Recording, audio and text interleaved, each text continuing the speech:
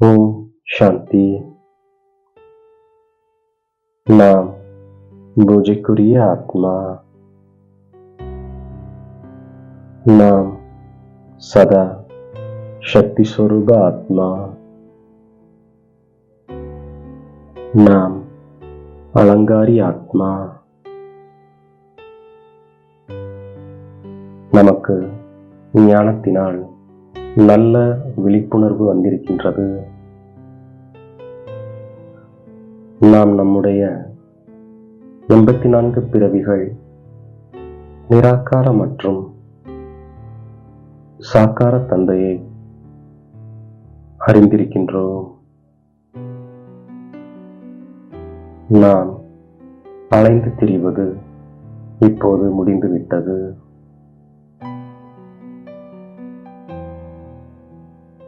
பிராமணர்களாகிய நமக்கு அனைத்திலிருந்தும் விடுபடக்கூடிய வழியை ஈஸ்வரன் கொடுக்கின்றார். நம் அனைவருடைய வழி ஒரே வழியாகிவிட்டது. ஈஸ்வரன் தான் அனைவருக்கும் சத்கதி அளிக்கின்றார். பூஜாரியிலிருந்து பூஜைக்குரியவராக ஆக்குகின்றார். நாம் 5000 வருடங்களுக்கு பிறகு எல்லையற்ற தந்தையை மீண்டும் வந்து சந்திக்கின்றோம். பரலோகீக தந்தை வந்து ஒரே ஒரு முறைதான் நம்மை அவருடையவராக மாற்றுகின்றார். நாம் தந்தையுடன் அமரலோகத்தில் இருக்கின்றோம். சத்தியுகம் நிர்விகாரி ராஜ்யமாகும். நாமே மீண்டும் 84 பிறவிகளை எடுக்கின்றோம். நமக்கு இப்பொழுது ஞானத்தின் விழிப்புணர்வு ஏற்படுகின்றது. நாம் தான் பூஜைக்குரியவராக இருந்தோம். பின்னர் பூஜாரியாக ஆகிவிட்டோம். இப்பொழுது தந்தை இந்த முழு உலகத்திலிருந்தும் தனிப்பட்ட வழியை கொடுத்திருக்கின்றார். அனைவருக்கும் சத்கதி வழங்கும் வள்ளல் ராமரே ஆவார். பதித்த பாவனர் தந்தையை நாம் நினைவு செய்யும் பொழுது தூய்மையாகி விடுகின்றோம். நமக்குள் இருக்கின்ற துருவை தந்தையை நினைவு செய்வதன் மூலமாக நீக்கி விடுகின்றோம். இப்போது நாம் தேக உணர்வை விட்டுவிட்டு ஆத்ம உணர்வுடையவராக ஆகின்றோம். சத்தியுகம் அமரலோகம் ஆகும். நாம் ராஜரிஷி. தந்தைக்கு முழுமையான செய்திகளை நாம் கொடுக்கின்றோம். நாம் பாவையும் சிருஷ்டி சக்கரத்தையும் நினைவு செய்கின்றோம்.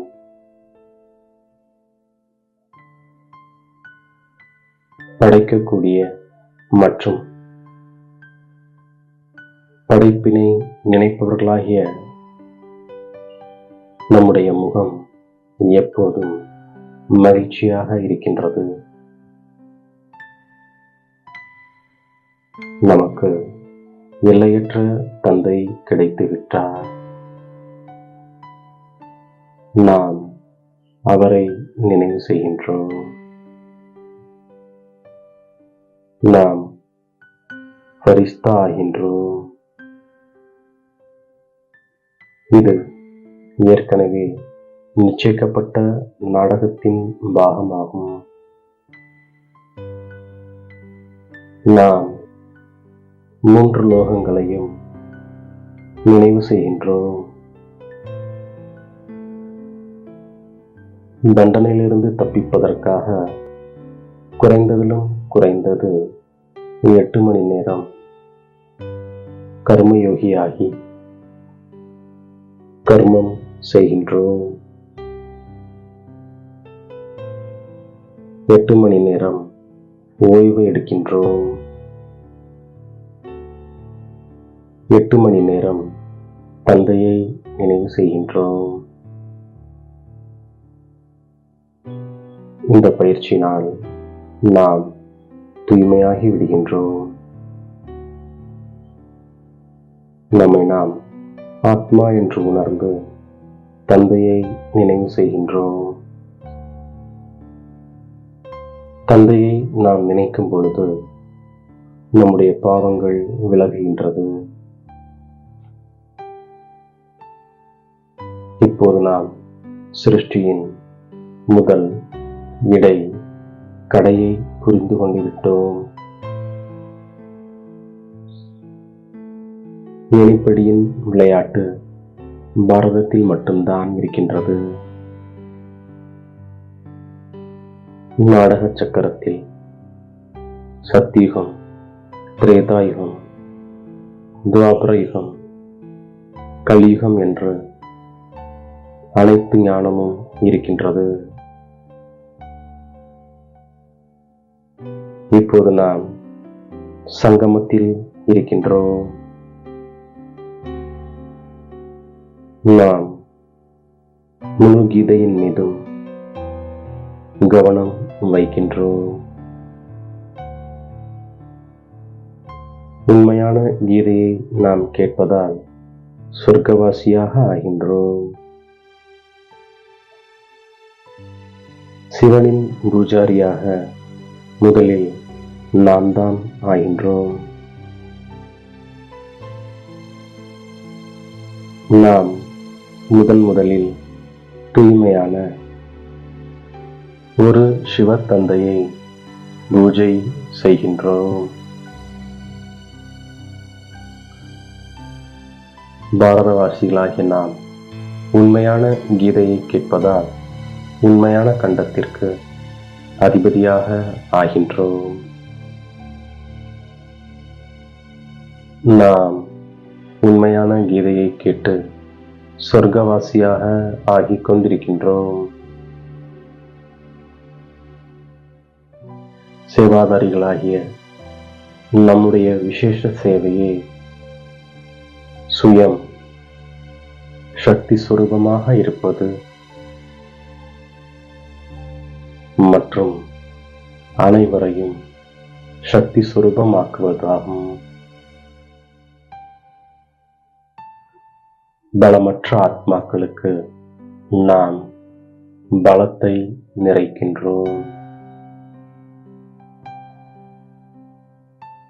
இதற்காக நாம் சதா சுப பாவனை மற்றும் சிரேஷ்ட விருப்பத்தின் சொரூபமாக ஆகின்றோம். நம்முடைய சுப பாவனையும் எல்லையற்றதாக இருக்கின்றது.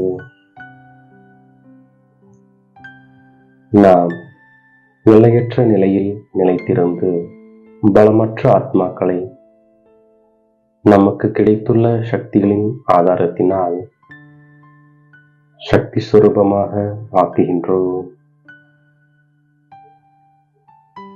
படைப்பவர் மற்றும் படைப்பின் ஞானத்தை நினைத்து நாம் சதா மகிழ்ச்சியாக இருக்கின்றோம்.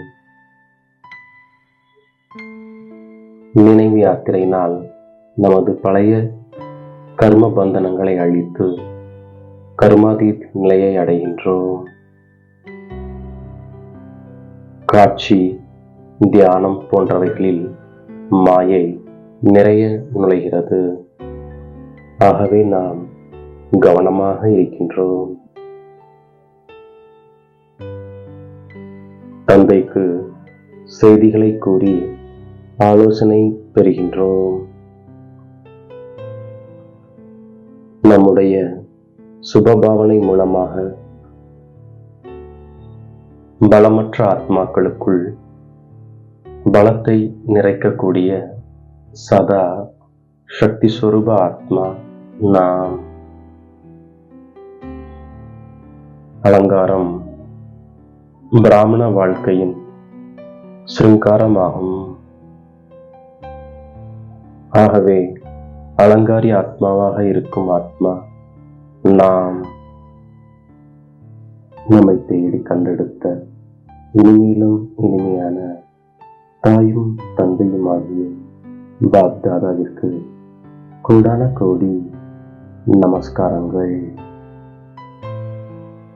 ஓம் சாந்தி.